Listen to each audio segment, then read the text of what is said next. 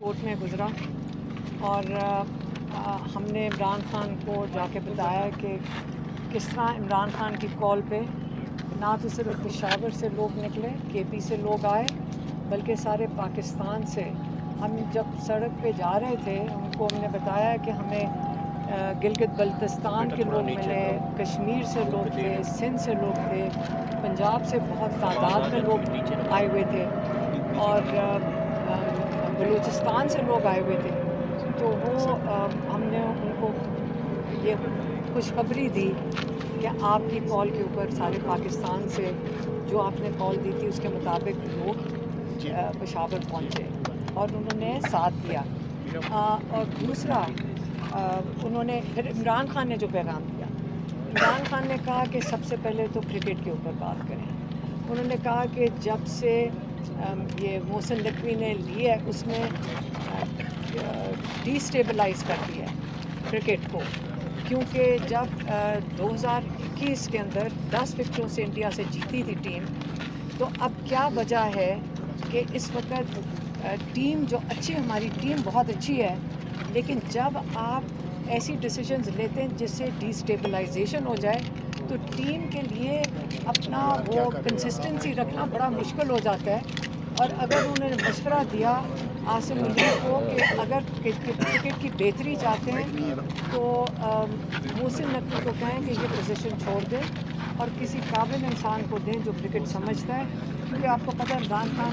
को जो अखबार पढ़ रहे हैं उसके अंदर जो भी पढ़ते हैं फिर उनको सबसे पहले उन्होंने क्रिकेट की बात की। दूसरा पॉइंट इमरान ने कहा, उसमें भी 4-5 चीज़ें हैं। उन्होंने कहा मेरे पास FIA आई और उन्होंने आके कहा कि आप पीका ऑर्डिनेंस के तहत आपके ऊपर कार्रवाई क्यों ना की जाए, क्योंकि आपका जो ट्विटर अकाउंट है उसके अंदर एंटी स्टेट चीज़ें आ रही हैं। तो इमरान खान ने कहा कि मैंने उनको कहा है कि मैं एक्स प्राइम मिनिस्टर हूँ पाकिस्तान का, 80% लोगों की मैं नुमाइंदगी कर रहा हूँ, और जब मुझे अपने लोगों के लिए बात करनी और उनकी भलाई के लिए बात करनी होगी तो मैं बिल्कुल, मेरे पास पूरा इख्तियार है और मेरी मर्ज़ी है, जब मैं उनके लिए आवाज़ उठानी होगी मैं बिल्कुल उठाऊँगा और कोई मुझे रोक नहीं सकता। और उन्होंने कहा कि पहला सवाल क्या था? हाँ अच्छा अच्छा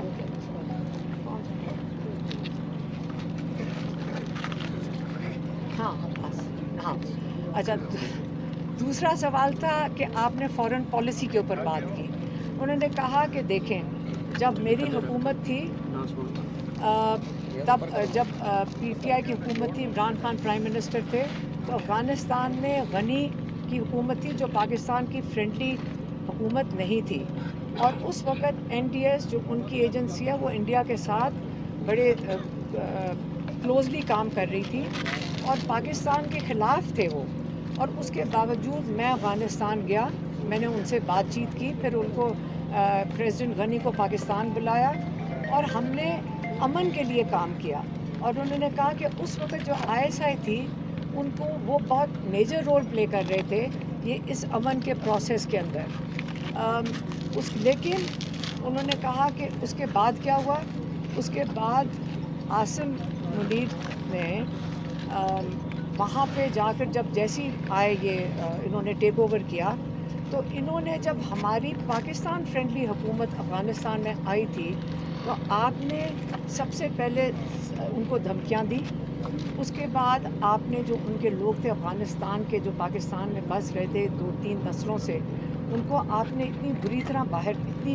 ज़लील करके बाहर निकाला कि वहाँ जो अफ़गानिस्तान में गए वहाँ पे लोग पाकिस्तान से खुश नहीं थे कि उन्होंने हमारे लोगों को किस तरह ज़लील करके वहाँ से निकाला है। तीसरी चीज़ उन्होंने कहा कि उसके बाद आपने जो एम्बेसडर आ रहे थे उन्होंने उनका यहाँ पाकिस्तान आना कैंसिल किया,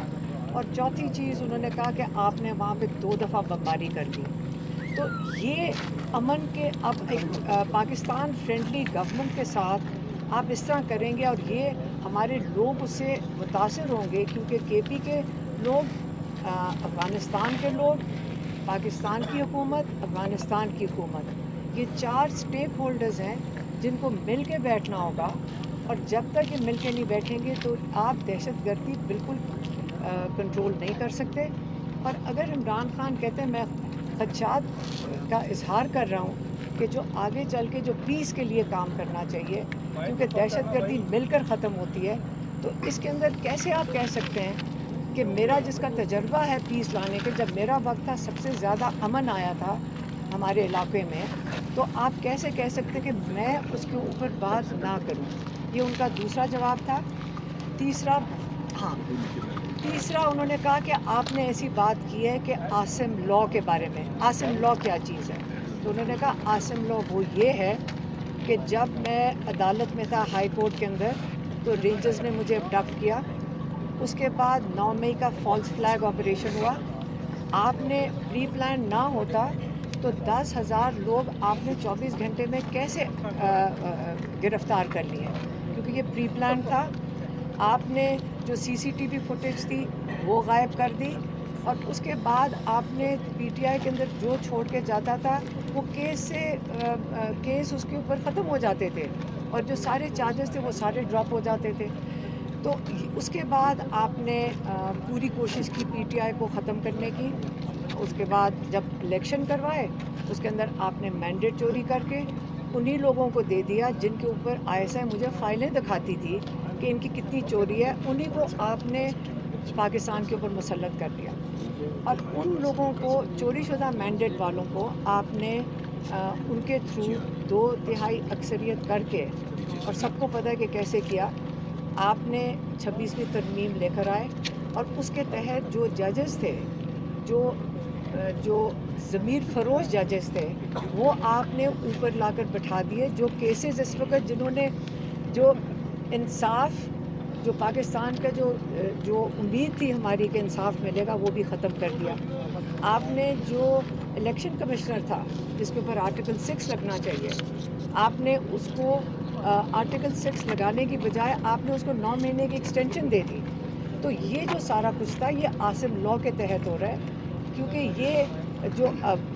پاکستان کا آئین ہے اس کے مطابق یہ چیزیں نہیں ہو رہی، تو اس لیے انہوں نے کہا کہ میں نے کہا ہے کہ عاصم لاء کے تحت یہ سارا پاکستان اس وقت چل رہا ہے، اور اس کے اندر کوئی غلط بات نہیں ہے، اس کے اندر بالکل یہی حقائق ہیں جو آج کل نظر آ رہے ہیں۔ ہاں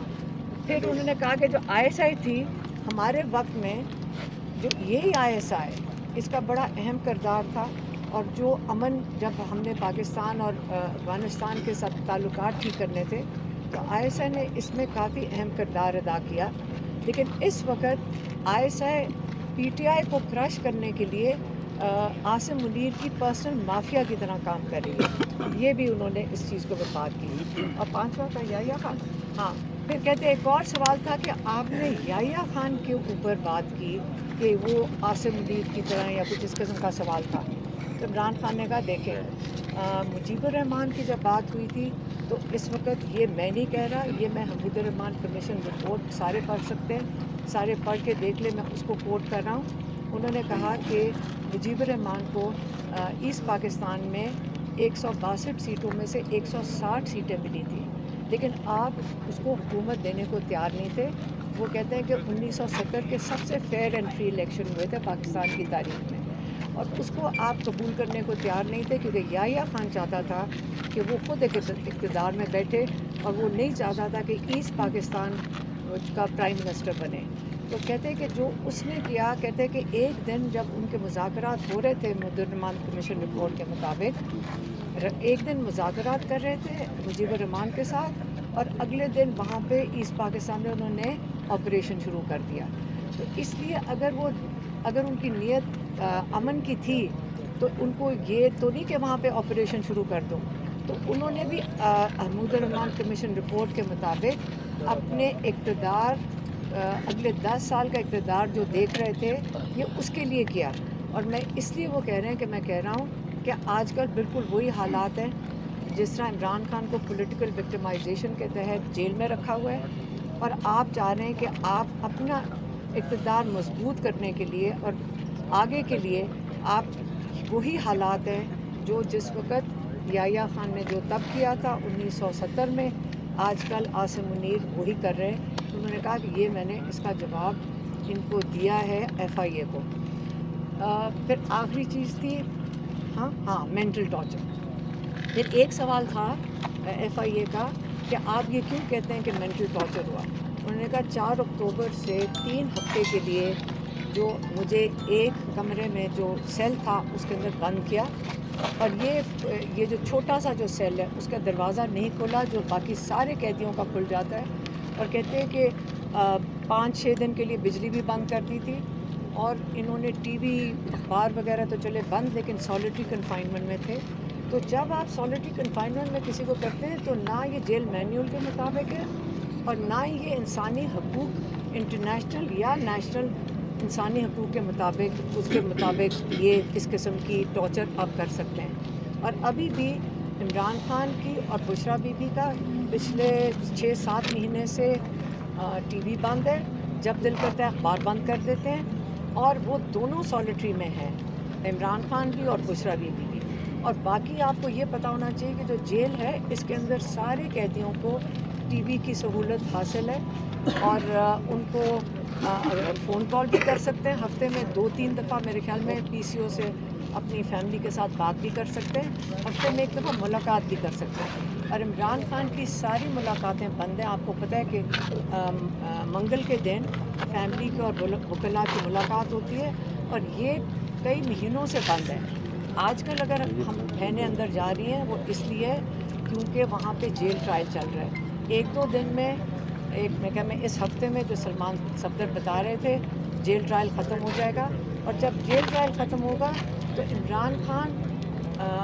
مکمل آئسولیشن میں چلے جائیں گے, کیونکہ نہ فیملی کی ملاقات ہوئے گی, نہ لائرز کو ملنے دیا جا رہا ہے عمران خان سے, اور نہ ہی جو ان کے پارٹی کے لوگ ہیں جو جمعرات کو ملتے تھے نہ ان کی ملاقات ہو رہی ہے. تو آہستہ آہستہ انہوں نے ساری ملاقاتیں بند کر دی ہیں, اور عمران خان کو مکمل قید تنہائی میں ڈال دیا, اور بشرا بی بی کو بھی. تو یہ عمران خان کی جو 5 پوائنٹس تھے. ایک سیکنڈ ختم نہیں کیا مجھے